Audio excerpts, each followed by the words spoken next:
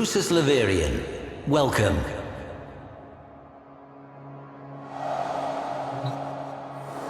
Grendel, primal, insatiable, and, as this exhibit will demonstrate, a creature of surprising compassion. After the fall of the Orokin Empire, a surviving Orokin executor, a violet-scented brute named Karish, lorded over Europa's frozen, famine-struck city of Ridda. Save within his walled manse, the moist and loathsome Karish lived a lavish life, while his frail citizens obeyed every edict in the hope of receiving his pre-masticated table scraps.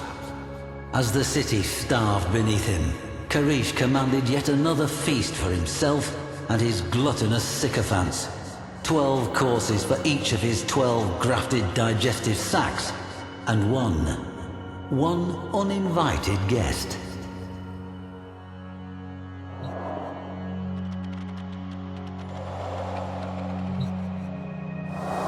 There remains a shallow trench through the ruins, as if some colossal boulder had crashed from the manse and rolled down the hill. But what if it had rolled up? Imagine, if you will, Karish's Dax on the day, peering out, dumbstruck by what they saw. They readied no blade, sounded no alarm, as the expanding orb of gristle hurled toward them. And then, in a spasm of giblets, Grendel was before them, his cutlery in hand. The masseter.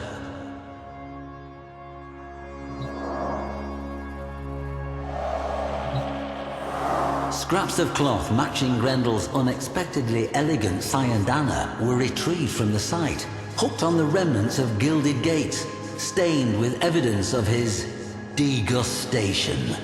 Indeed, most of the Orokin hangers-on who attended the feast became it, and Karish himself fled shrieking into the hills of Ridda as fast as his 12 exosac levitators would carry him.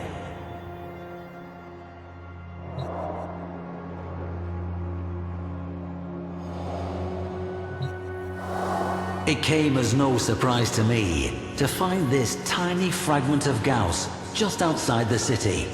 Indeed, if one thing is for certain, wherever we find evidence of Grendel, we're sure to find some trace of Gauss as well. Did they breach the city as a pair? Or did Gauss hang back to intercept returning patrols, generously letting his friend Grendel eat his fill at the feast within?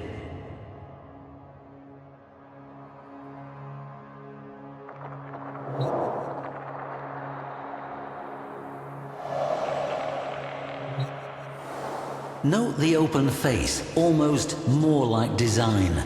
A fitting visage for one of such singular, rapacious predilections. Grendel may hunger, yes, but not with the excesses of gluttony, not when others are in need.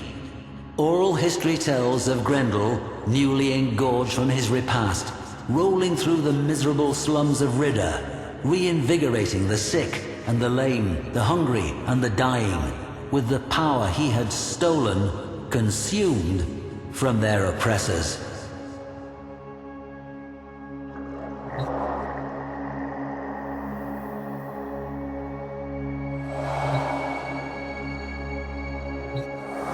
Here we have shattered fragments of the manse wall, and the gate mangled by Grendel's masseter blade. One can almost see the city's masses, newly rejuvenated by Grendel's healthful blessing, storming the manse.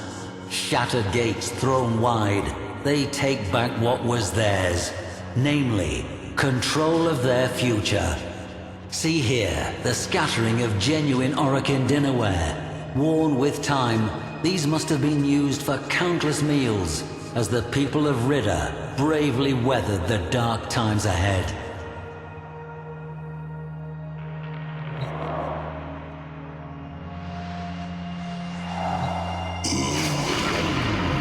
Many warframes have speed and litheness, but power, momentum, impact, these require mass. And there, the creased midsection, the seam, does it split? yawning open with a jagged, vacuous aperture to who knows. A certain Orokin may have found out. That night, the people of Ridda ate their fill, feasting until the frozen mountains lit warmly with the dawn. It was toward those roseate peaks that the Executor had fled, pursued by Grendel. What his fate was, I cannot say. But as the people feasted, so the story goes, they were suddenly struck silent by a strange, deep sound. A rumble carried from mountain to mountain. A single, satisfied belch.